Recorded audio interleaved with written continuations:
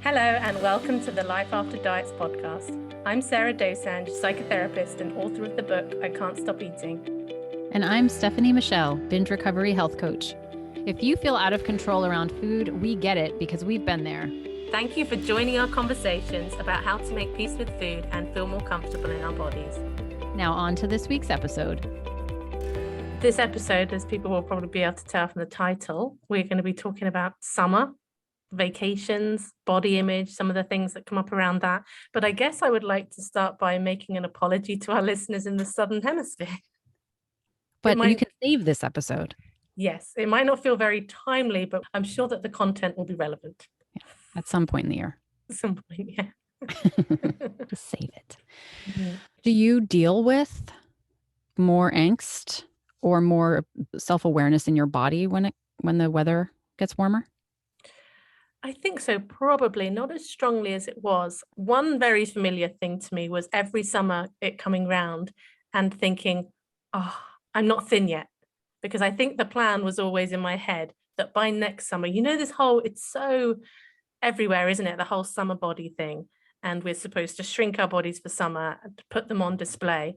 And I can remember that sense of disappointment every year when I was still struggling with food. And it was just another year where my body, in my mind, in my judgment, was just too big. Yeah. But I'd always loved summer. Historically, summer has always been my favorite time of the year. I have such good memories of summer times growing up and even in my teens and my 20s as well, until food and body image robbed me of that for a while. Well, I think that still plays out because it's almost like this incongruence that I would have about like the memory and what summer meant to me. Like the symbol of summer was freedom and fun, and being at the pool as a kid is what summer still to this day feels like to me. When I think about summer, it's like that energy comes back. But then you juxtapose it with, I can't wear a bathing suit. I can't put on, my skin's more visible. So I'm constantly distracted by that now. And so all of a sudden, the expectation of like, summer is here with, summer is here. Do you think, I sometimes wonder if I'm over romanticizing the past? Because in my mind, it really was these long, hot summer days where I would be out with my friends all the time. And that probably wasn't true. But those are the memories that stick in my mind. And I don't know, sometimes part of me feels like growing up and having lost some of that carefreeness makes me feel a bit sad when I think about it now. I wonder how much of that gets placed on our bodies as far as feeling like it's the body's fault. There's something for me when you say about what's placed on the body. I think for a while, yes, it was about how my body looked. But now I have a kind of sadness because it's a lot about what my body can and can't do. So, I've mentioned this before, I get quite a bit of foot pain. At the moment, I can't really walk for longer than an hour. And I can just remember times where I would just be out and active all day and that not being possible as well. It's a different kind of experience of my body in the summer compared to when it was about how my body looked more and body image. But I've lost the same enthusiasm for summer that I used to have. And I hadn't really thought about it till we started talking just now. Way to depress you, Sarah. Yeah. Does it impact your body gratitude? I've been really working on that. It absolutely can do, because for the longest time I would use what my body could do. And then when your body can do less, there are always things to be grateful for about our bodies. But it's really easy for me anyway. My mind will just go, but everybody's body does that. Even though not everybody's does, but if I think about the things my body can do, it just seems like, well, that should be a given. That's a given. It always feels like a given until it's taken away, right? Mm-hmm. Well, this is the quintessential taking something for granted. Well, exactly. I think what's hard about summer too is clothing in the summer. And I don't just mean because there's more skin exposure, but I find that the clothes available or the summer fashion, I suppose, doesn't feel as, I don't know, I have a lot of trouble with it. So when we transition over into summer, the idea, and the reason this came up in my mind is because you're talking about,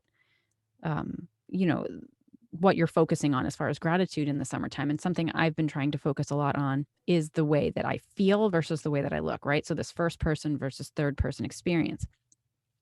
But what's distracting about that sometimes is that when I'm trying to get into first person, There is more going on in the summertime that takes me out of first person, like sweating, because when I'm sweating more, I'm feeling myself in my body more, right? So it like calls attention to my body in a way that I can't necessarily escape. And the way that my clothes fit feels more distracting because in the winter I tend to bundle and layer, and everything just feels more cozy and like bigger and baggier. And so there's something about that that I can much more easily get into first person because nothing's just less is distracting me. But in the summer, I don't know, clothes are lighter and the materials are thinner. And so sometimes I'll put a sundress on and I'll just notice that like I'm used to wearing leggings that are more like I wear compression leggings a lot because, and I guess that there's a way I've gotten used to those feeling. And so when I'm in a summer dress, I feel like, I don't know, I feel the way my body moves against itself more. And I don't want to wear Spanx or any of those things anymore because they're extremely uncomfortable and hot. And so I find that the switch over of the fashion it's distracting me. And I also feel like I can't find things in the summertime that quite fit the way my body's proportions are in the same way. I don't have a handle on summer fashion. And I don't know. I don't know if you feel that way or not. Well, when my binge eating started, it started in autumn and I gained weight very quickly. So when summer came round, I was in a very different body than I'd ever been in summer. And it never occurred to me, genuinely didn't occur to me at that time, that I wouldn't be able to, and I'm doing air quotes, I wouldn't be able to wear the same things that I could when I was smaller. And what I found, it was other people who didn't think of themselves as thin, who were going, oh, I can't wear shorts if you were bigger, you can't wear this, you can't wear that. Whereas my thought was always like, well, my arms are the size they are, whether they are skin exposed or whether they're under a jumper. I'm not kidding anybody. Right. And it was really interesting how that over that summer and the next few summers, those messages about what you can and can't wear at a certain size, I got them at that point. I didn't have them before I gained weight. I got them and I got them from other people who weren't happy with their weight. Hmm. No thin person I've ever heard say, oh, you can't wear shorts at that size. There probably are some out there, don't get me wrong. I just didn't meet them. I didn't get those messages. And so I was still walking around in a bikini that summer.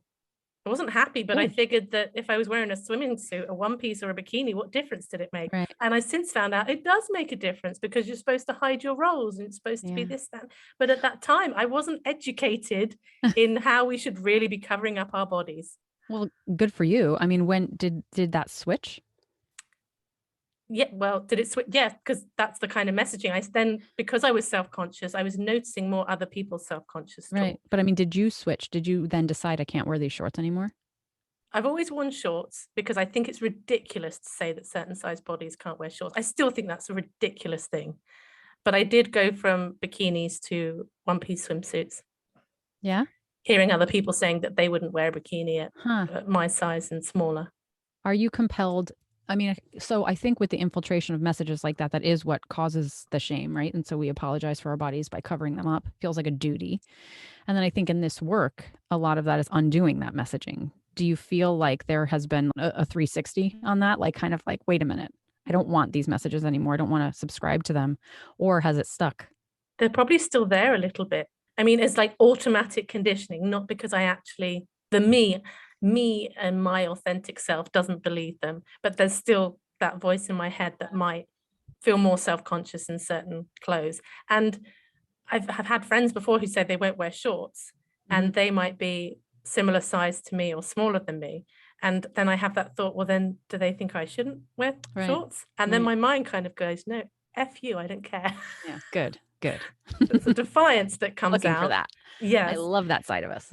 But I particularly found, I remember one time that summer, I went away with a good friend and two of her friends. So it was this group of girls where I didn't really know two of the girls very well. And I was very conscious of being the largest person in the group. And I remember one girl who was in a very small body crying before we went out one night because she felt fat. And I remember being so confused and baffled by this. I hadn't really seen this up to this point, and I didn't get it at all. Now I get it, but at the time I didn't get it at all. But I can remember one day we went out for a walk and I was wearing this long dress and the chafing between my thighs, I was in agony by the end of the day. I was in so much pain because of that. And because we walked so far and I was in sandals with no support, The next day I couldn't walk. I actually couldn't walk. I was in so much pain in That my feet, I couldn't walk. That happened to us recently. When you came to New York, I wore the wrong shoes and then Oh, couldn't yeah. walk the next day. But yeah, again, there's something about this summer attire that creates just more, I don't know, there's just more, less cushioning and less this and less that. And yeah, the chafing, the sweating, the shoes, the foot pain, the blisters, cause a lot more attention to the body, and there's a lot more rules to follow. Yeah, but I love walking around now in a floaty summer dress. I like that feeling. I like the breeze. I like the way that it hangs. So I really do enjoy, there's quite a few summer clothes that I do enjoy. And it's more my frustration, I think, about what my body can do this summer anyway, is what I've been feeling, more than consciousness about clothes. I feel like there's more decisions to be made, because during the winter I pretty much wear, you've seen those black tops that I basically own 6 of, and I just wear them on rotation unless I'm going out to meet friends or something. So there's fewer decisions to make, whereas in the summer, I have to make a decision every day about what to wear because it changes. One thing that's interesting about summer that does come up too is the idea of vacations, right? So like you were speaking about the idea of summer and the promise of summer. I think sometimes too, we set ourselves up for, okay, on this vacation, I'm going to look like this. Like this is the goal. We need to look a certain way by this time. The amount to which we believe we can enjoy that vacation or live it to the fullest. And I did this with my family. We went to Italy years back. And in my mind, when I first found out about that trip, I was heavy into binge eating disorder in the middle of it. And of course, imagined that by then, though, because it was always coming, my redemption was always coming. I would have figured it out because I would go on a low carb diet pretty much months preceding any vacation. And by the time I got to Italy, it was like, then it will deserve to be in Italy. I will look a certain way, and then I can actually enjoy being there. I'll be able to wear clothes that make me feel good about myself, and I will be living that dream vacation. And then inevitably this wouldn't happen. And so I'd get there and it would be there would be something taken from me. It was like, you can't enjoy the vacation unless you look a certain way. I mean, I think that's really built into our belief systems, especially where it comes to summer vacations, where we're on the beach, we're with family and or with groups of friends, where the image of ourselves, the objectification of ourselves is literally part of the experience. And did you ever have this? I definitely did this, and I've heard a number of people say this to me as well, that it might only be a fortnight to go till the holiday. So they know that in a couple of weeks, your body's not going to change that much. But the mind kind of goes, well, at least if I've lost a couple of pounds and I am losing weight, it's like I'm heading in the right direction and I'll know I'm losing weight. That's a big thing. Even though like it's more than just the body. And it's the same as passing certain numbers on the scale that might be, in your mind, unacceptable numbers feel very different if you know you're going up compared to if you know you're going down, even though the number could be the same. It's that projection again into the future. Yes. That was a big one for me. I would rebel against that. So I remember I would feel that way. I would get down to the wire, realize my metamorphosis had not occurred and wouldn't be occurring in time.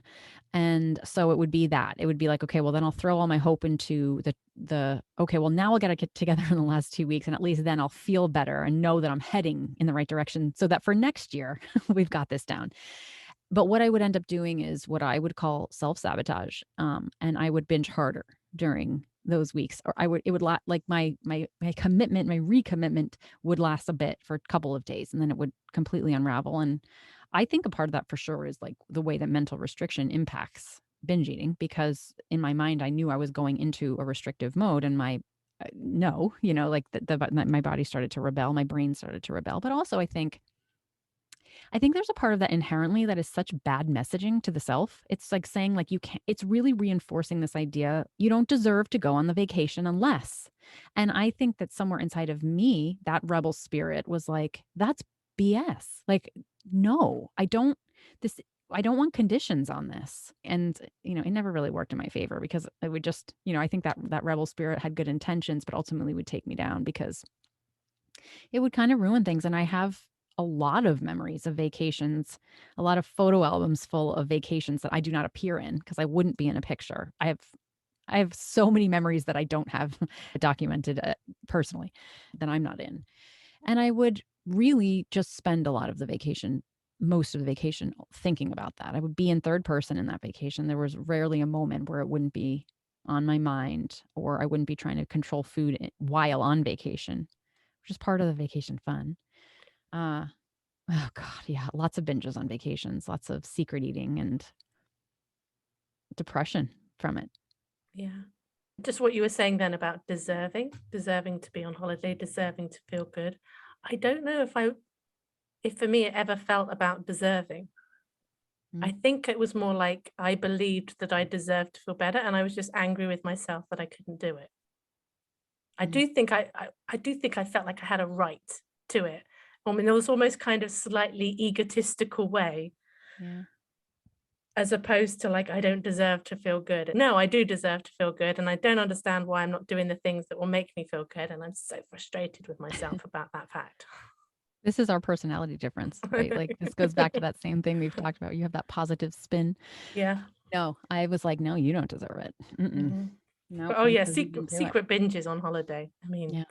Oh my gosh. I have in that same trip to Italy I'm talking about. Oh my goodness. So I remember we went back to this hotel in Rome.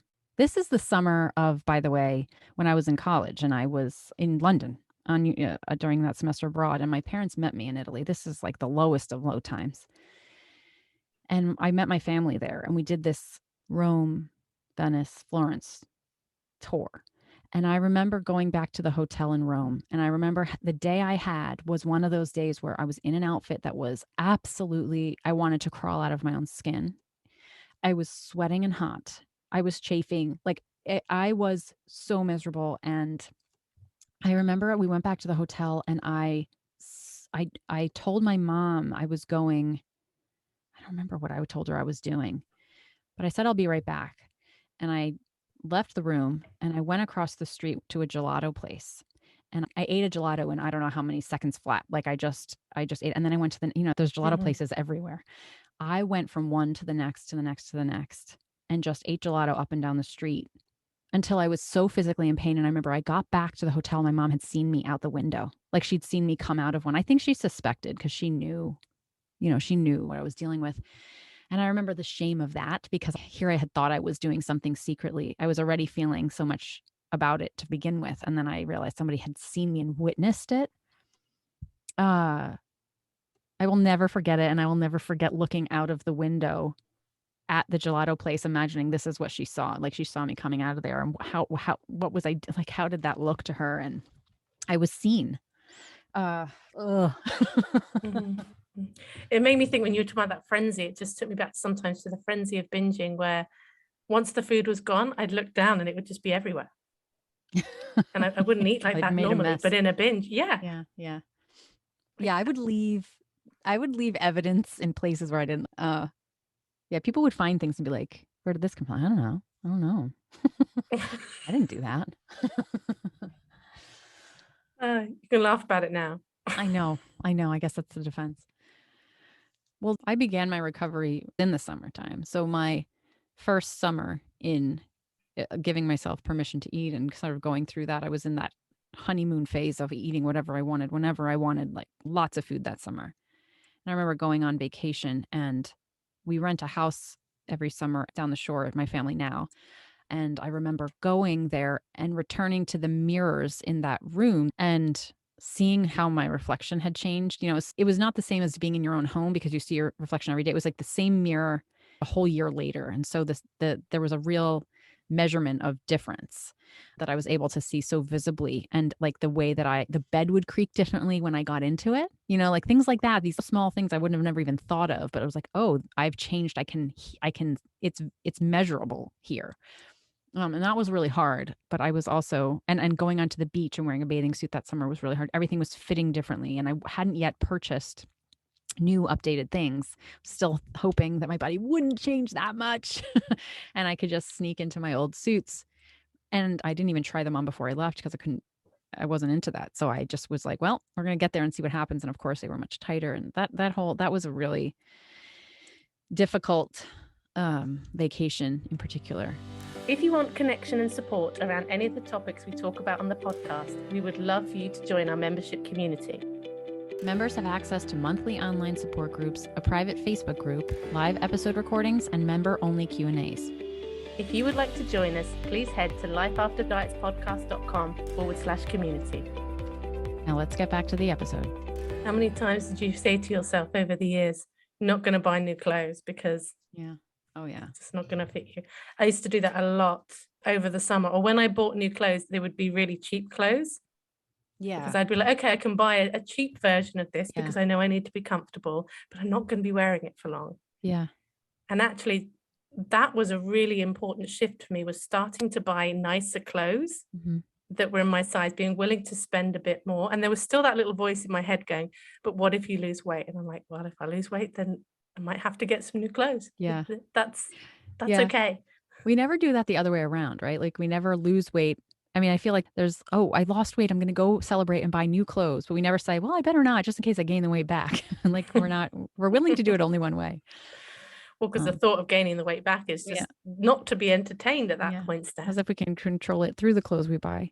I just had a memory of when I was into some of this law of attraction stuff. One of the things that they suggested you did was write different clothes sizes in your clothes. So I actually did that. Like I wrote over certain numbers, with a marker pen, I wrote the smaller size because it was supposed to be some kind of visualization technique. I'd completely forgotten that. Did they tell you to do that, or did you come up with that? No, they don't. I can't remember. I don't even remember who it was who was talking about it, but no, they said that. It was like a weight loss strategy. Oh, geez. Yeah, well, it was a way of visualizing yourself into the person that you want to be. I get it. If only it worked that way, right? Like, I mean, that is just disregarding so many factors. So for people who are listening, who are experiencing some kind of summer discomfort or more specific fears around being in public or being in front of people with less clothing on, or even just the experience of vacation, what is the mindset shift? Like, how do we move away from those automatic feelings and thoughts into something different? What does that even look like? Well, when you were talking about focusing on the first person, focusing on the experience, which I appreciate is not necessarily going to be particularly simple or easy for some people, but making yourself as comfortable as you can to begin with. One thing I found really helpful were having little shorts underneath my dress to help with the chafing. I don't like the term chub rub. I know they've kind of claimed it and they use it on all the adverts and stuff. I don't know, it still makes me wince a little bit. Yeah, I know. And also there's something about the pressure as well, because I think there's this pressure that people can feel that summer is supposed to feel a certain way, particularly here in the UK. When the sun first comes out, we have that first hot sunny weekend, the country goes crazy. The roads are rammed, but you go in any street where you've got outdoor places and everyone's milling around in their summer clothes. Everyone just looks great in the summer, I think. If you're not feeling that, I think I can just remember a couple of summers when I was really, really low, feeling like I was the only one who wasn't enjoying summer. Yeah.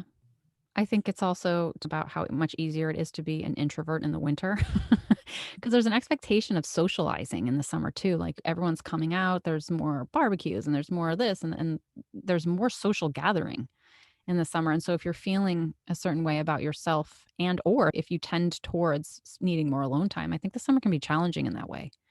I used to blame my body on that a lot. Now realizing that, sometimes summer challenges my need for alone time. And that by respecting the alone time, I'm less likely to need to have an excuse or a reason that, that I don't want to attend. I mean, I don't do that anymore about my body anyway, but I used to. Yeah. I think also summertime is a time of comparison, which can catch us up. So I think that watching comparison is another place to focus and bringing yourself back to yourself over and over and over again, because inevitably there's going to be the bodies around that look a certain way and the people who have, air quotes, successfully dieted and are now showing up in the body that we wished we could have. I think this is really rampant in the summertime. And so bringing ourselves back to ourselves. I have a client who just went away and was dreading this trip, dreading it. She was going with friends who for whom a comparison was rife.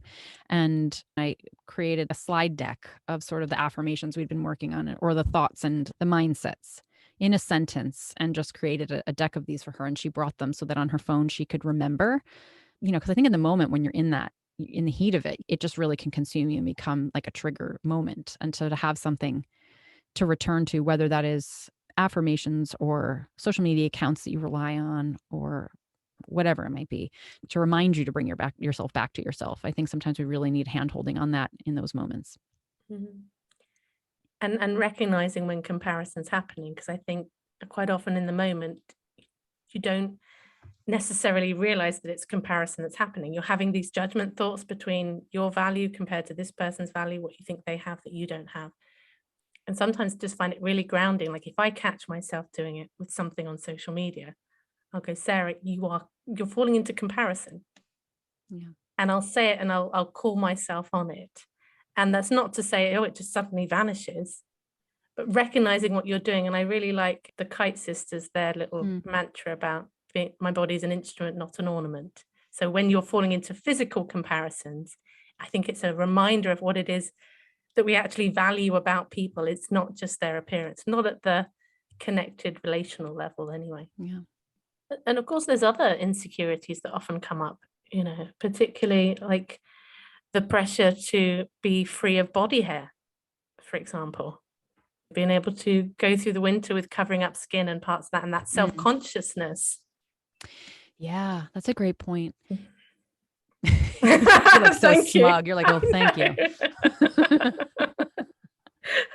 I just praise hungry. You've never today. visibly done that so much. I like it. I was really proud of myself. Yeah. Well, what I like, I'm not sure if this is what you're getting at, but it almost, summer enforces a certain amount of self-care that I find that is so difficult when you're not in good relation with your body, right? Like I didn't like to shave my legs for a long period of time. I mean, I did but like it was hard. Like showering was hard for me because I hated facing my body, and shaving my legs was just all the more time I had to spend with it and look at it. And I would always think about all the coverage. I would always think to myself, I didn't have the term thin privilege at the time, but I remember thinking, I spend double the amount of time that like so-and-so spends shaving my legs because I have more square inches to cover. Yes. And all the places I might miss because of that.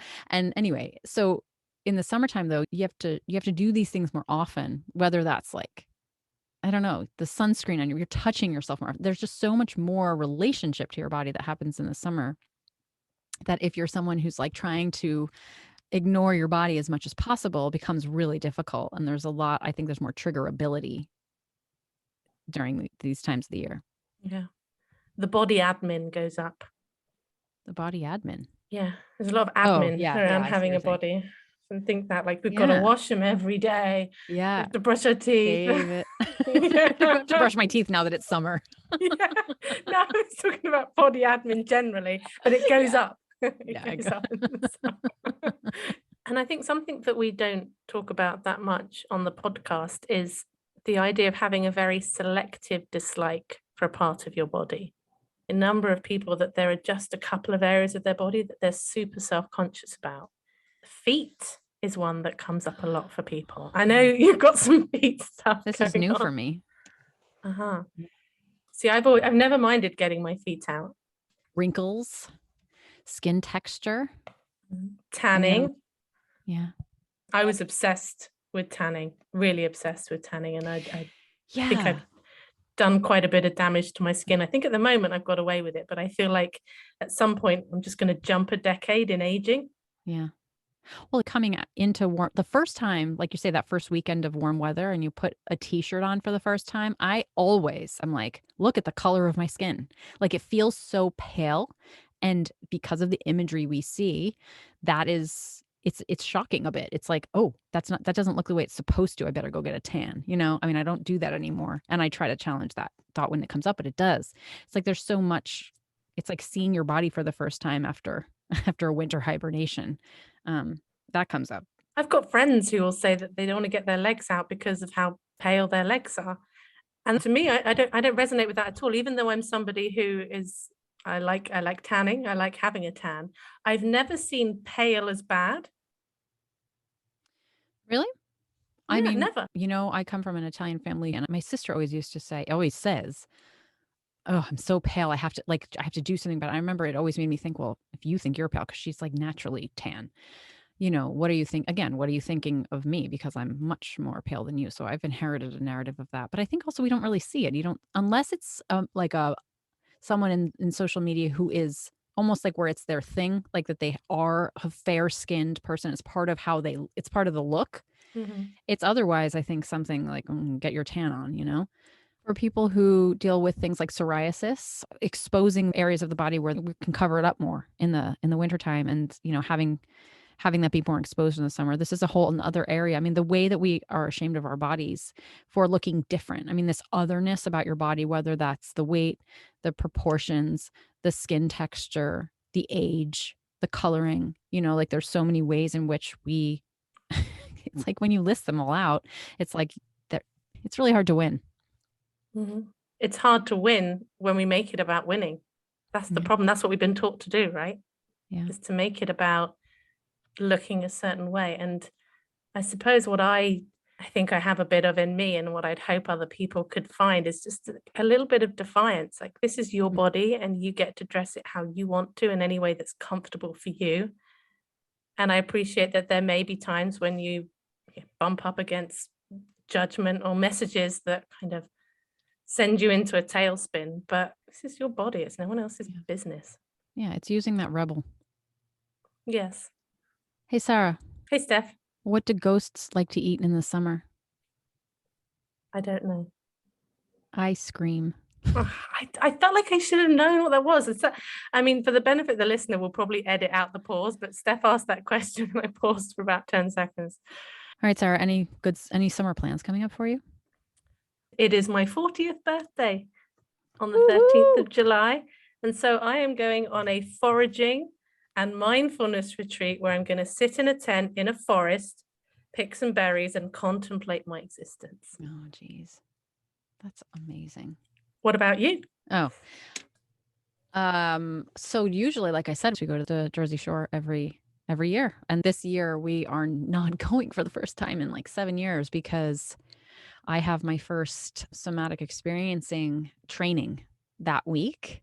I thought you were going to say puppy, because I thought it was the puppy that stopped you from going, but then you said somatic Oh, that was the training. other reason. I mean, I could have probably given to my parents for a week. It's not going to happen this year, but there's always next year.